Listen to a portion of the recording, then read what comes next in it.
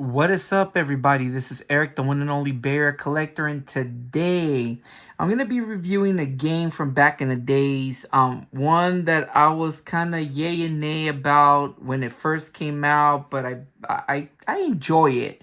And it's a game that I'm kind of reluctant to say that it's too expensive to own, but I'm gonna mark it as such because the game right now, as of the making of this video, the game is like fluctuating between kind of borderline expensive to being expensive depending how you buy it.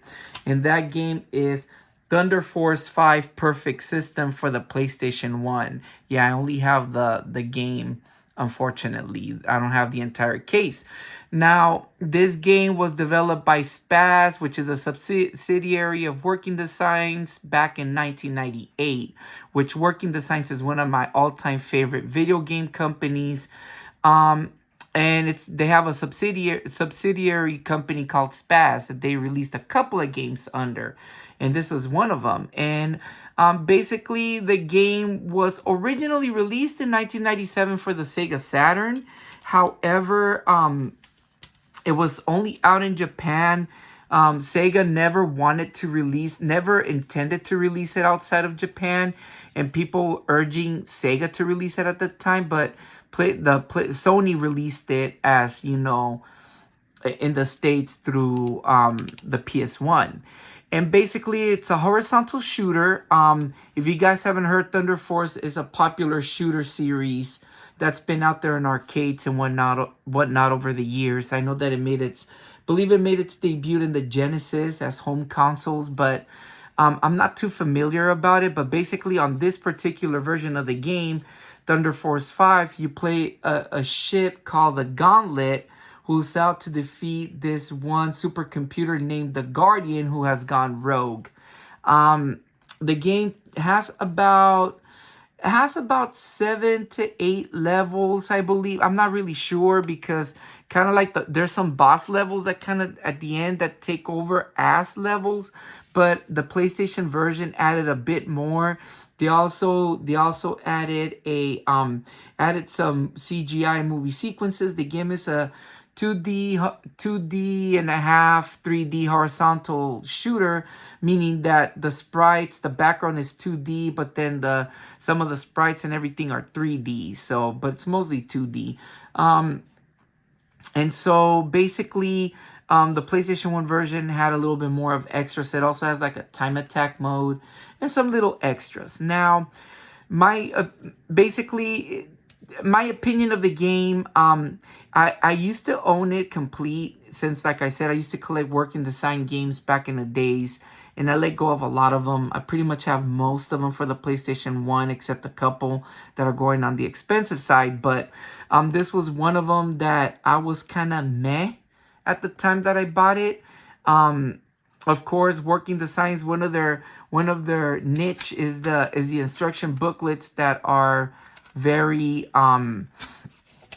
they are very well drawn and gives you more story. But excuse me, all in all, my opinion of the game hasn't changed much from back then. Now that I was able to acquire it this year, actually, I wanted to play it again and give it a second chance. And I thought it was okay.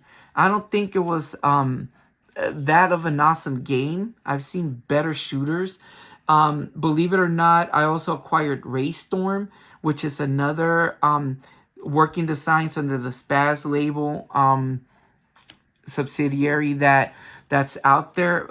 But what I like, I like them both. But what I like about this one has stuff that I don't like about the other one, and I'm gonna review it soon. So basically, sticking to this one particular game, I actually thought it was okay. Didn't think it was the greatest thing for being a Working Designs game.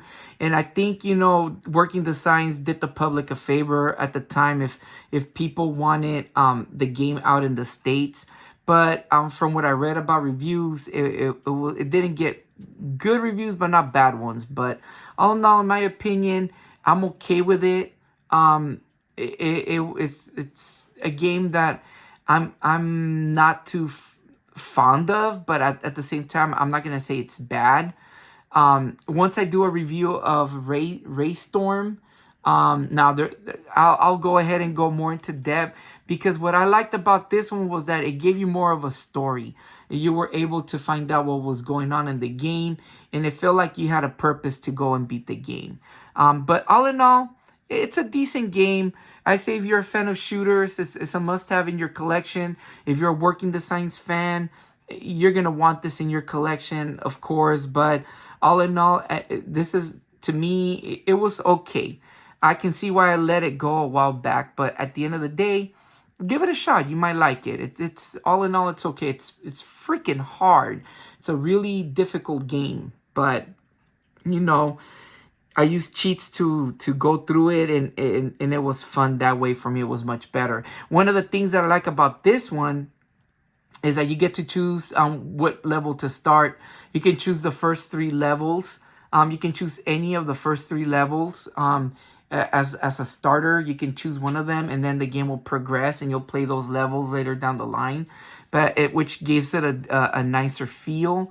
But all in all, to me, I think it was all right. Definitely one to have for a Working Design fan, but at the end of the day, I'm not too fond of it. Yeah, one of the games that I kind of gave it a meh review, but all in all, you know, it's all good. Anyways, that was my review of the game. I will review Ray Crisis soon. Sorry, Ray Storm. Ray Crisis is the sequel. Go more into that in the next video in the near future. I'm definitely gonna do a video on that one. But all in all, it was an okay game. I recommend it if you're a shooter fan, definitely. Anyways, this has been Eric, the one and only Bear Collector. You guys take care. Peace out.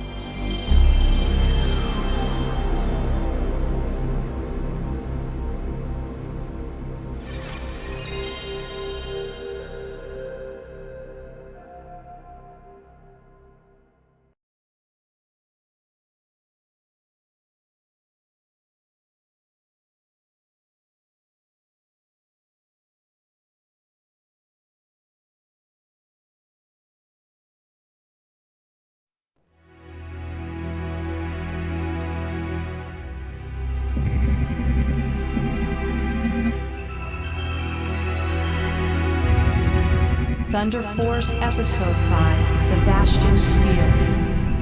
In 2106, a weapon made by alien intelligence was discovered orbiting the solar system beyond Pluto. Its name was Bastion Steel, or Bastille. In 2139, a large, unmanned artificial island called Babel, controlled by an artificial intelligence known as the Guardian, was constructed in the South Pacific Ocean as a facility for research into Bastille technology. Then, in 2150, the Guardian, which had gained independent self-consciousness, suddenly declared war on the entire human race for reasons unknown. In the first battle against the Guardian's weapons, created with Bastille technology, humanity suffered a crushing defeat. Then the Special Flight Squadron, Thunder Force, formed for the sole purpose of destroying Babel and the Guardian, commenced operation in a last desperate